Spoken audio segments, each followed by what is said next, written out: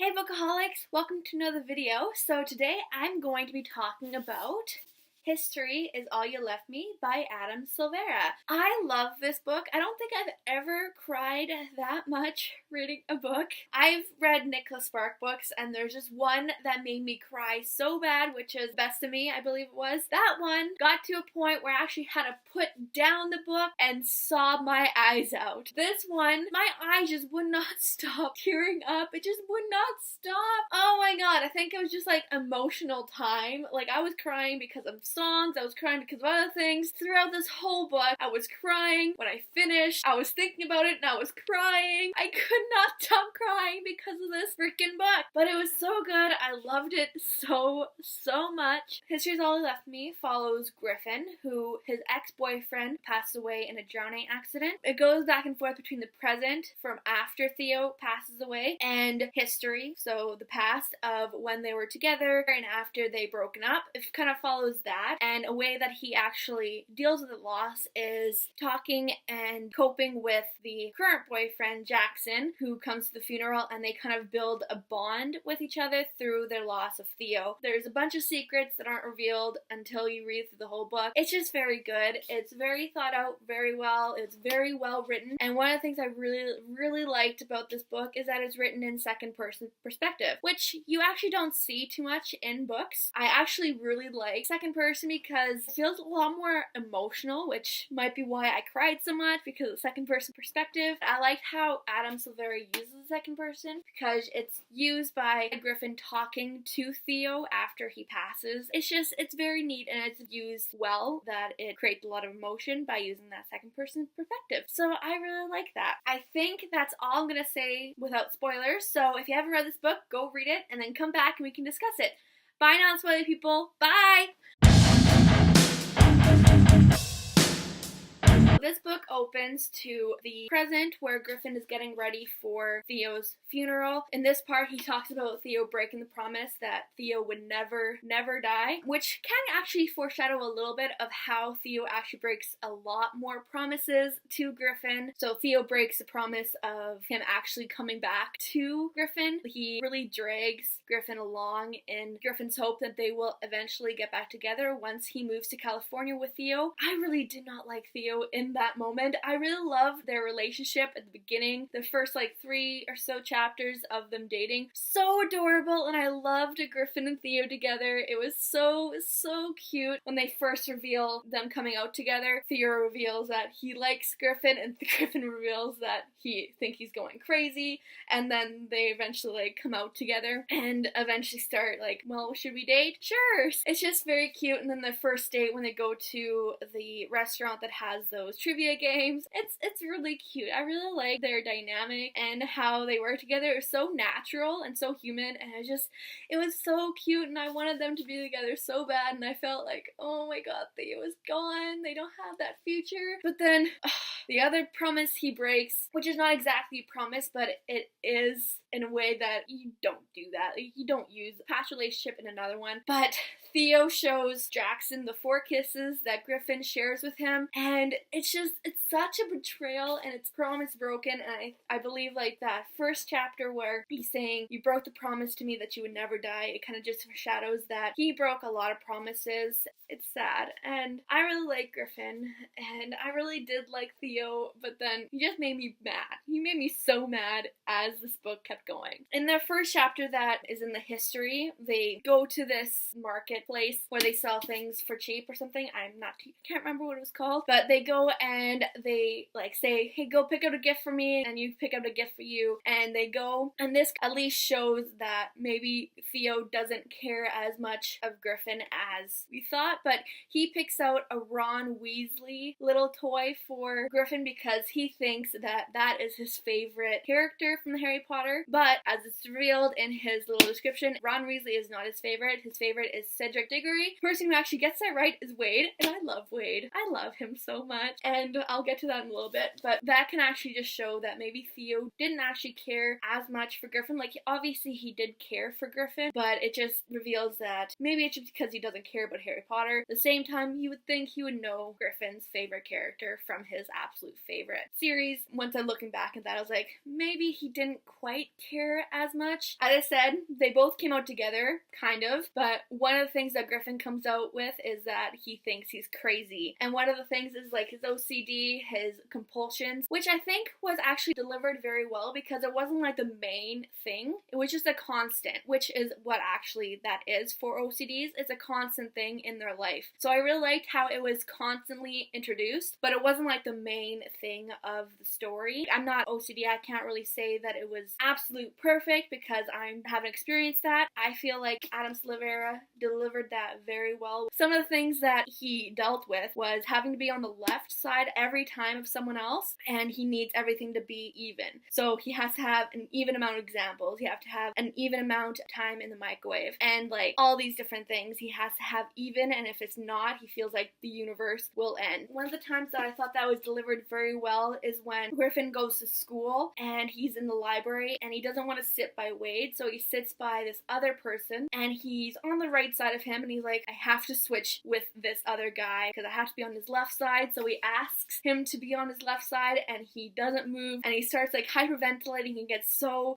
scared and like he starts freaking out. He like stands up, starts yelling. When Wade comes up and tries to calm him down, he runs out of the library and runs out of school even though the principal yells at him. He feels like the world is gonna end because he's not on the left side of this guy, and it was very, very emotional. I felt so bad for him. I love like the last line of that chapter, and the very last line of that part is, this all happened because someone was sitting on my left. And it's so like, really, like, all that happened just because he wasn't on his left. It just shows how OCD can become this big thing that is constantly in their life. It can just come out randomly at times where everything's fine, and then something like this happens and everything just blows up because they feel like because this happened, something bad is going to happen in the universe. It's delivered so well, and I absolutely loved it. It just opens your mind to how this can just happen randomly to people who deal with OCD.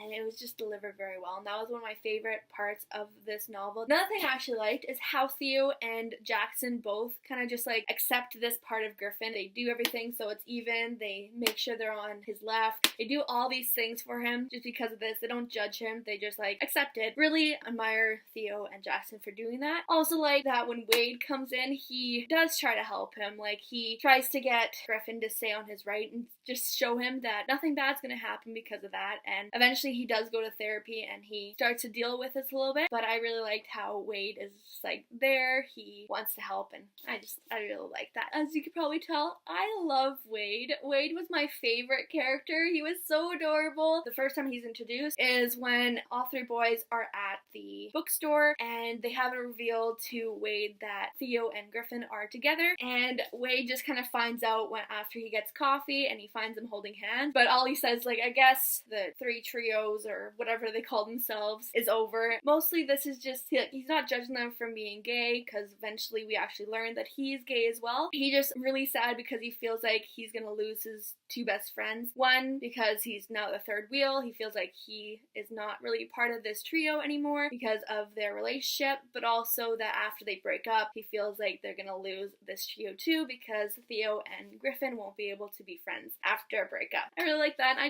really just wanted to give him a hug. I really did.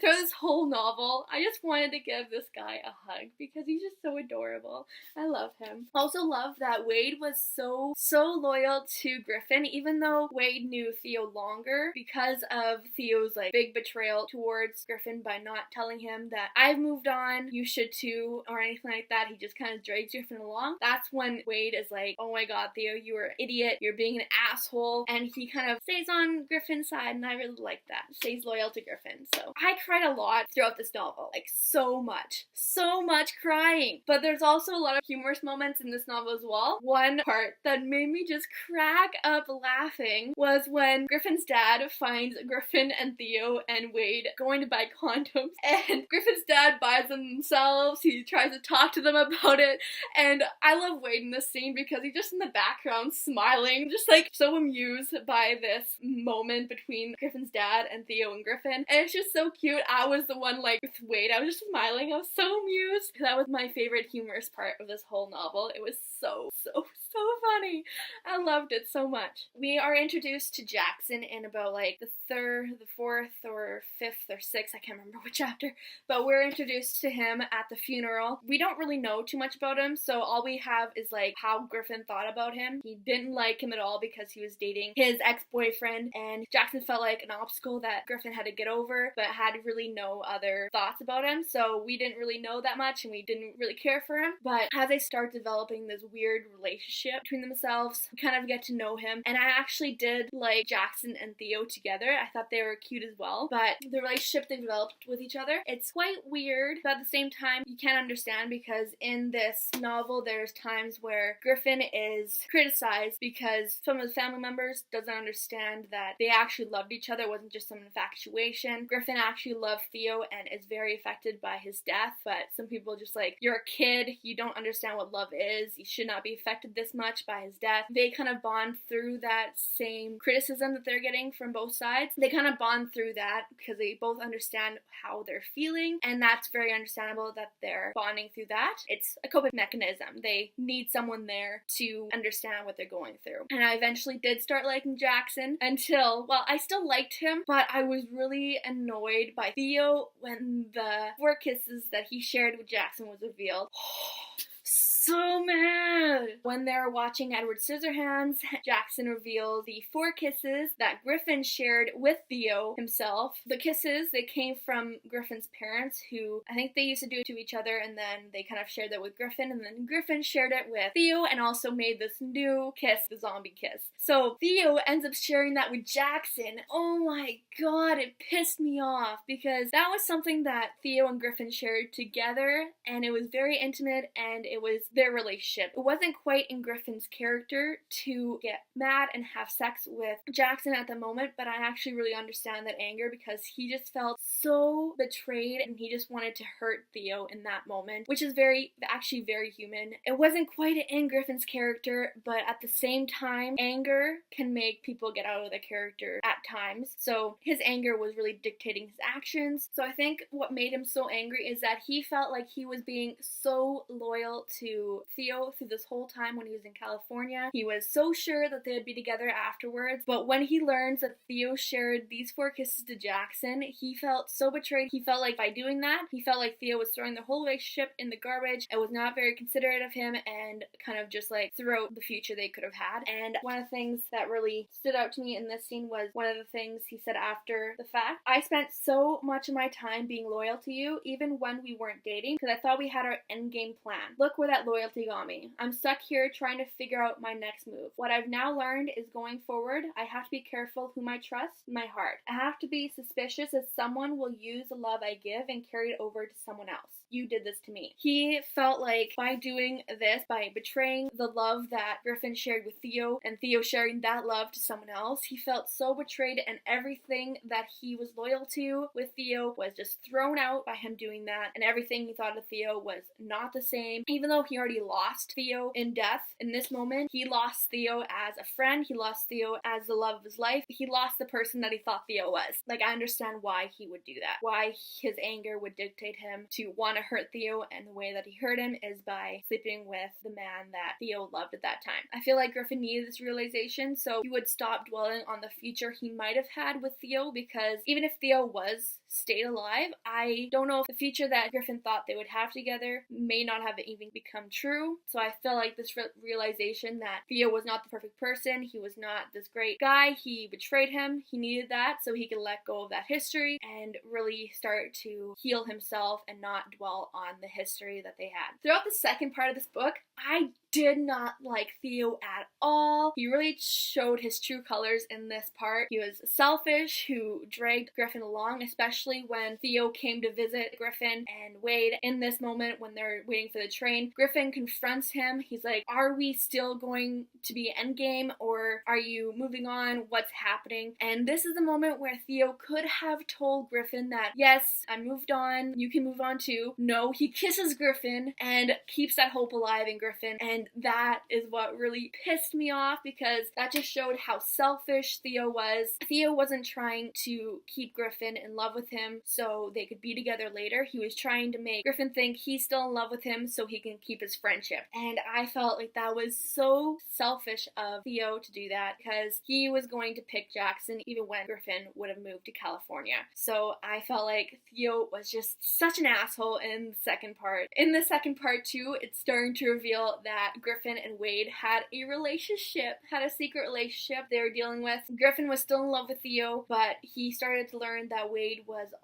also had feelings for Griffin, and even though it didn't start all that innocent, Griffin was just with Wade because he wanted to have something there and have someone who cared about him. It slowly developed into more feelings, and I really liked when Griffin was starting to move on from Theo and was going to phone him and left a voicemail, and that's when Theo dies in the ocean. But it was getting so close to them being together with Theo still alive, and when Theo died, it just kind of just like stopped. Eventually all these secrets get revealed, that Theo wasn't going to end up with Griffin at the end, he was going to pick Jackson. So then Griffin started thinking back to what he was doing. He was like, I should not have run off with Jackson, I should have stayed here and been with you, Wade, and helped myself get over Theo's death by being with you. Eventually they move closer together, and Griffin chooses to give Wade a chance. It's just so cute. I love Wade and Griffin together. They're so cute. I love it. I really do like the end, that it's not like he's bitter towards Theo because of all the stuff that happened and how Theo was acting. He's not bitter towards him at all. He just wants to move on with his life, and by moving on, it's not like letting go of history, not forgetting who Theo was to him. He's still his favorite person, his first favorite person, and he's still his first love, but needs to let go of dwelling on their history and what they could have been and just move on. Remember the history, but move on to someone else. I loved this book so much. Even when I was done, I was crying.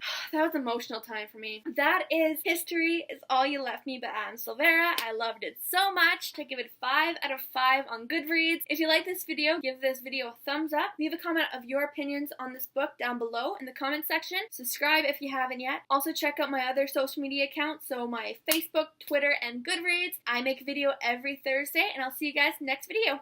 Bye! Oh my god, look at that face. You look like my next mistake. Love's a game.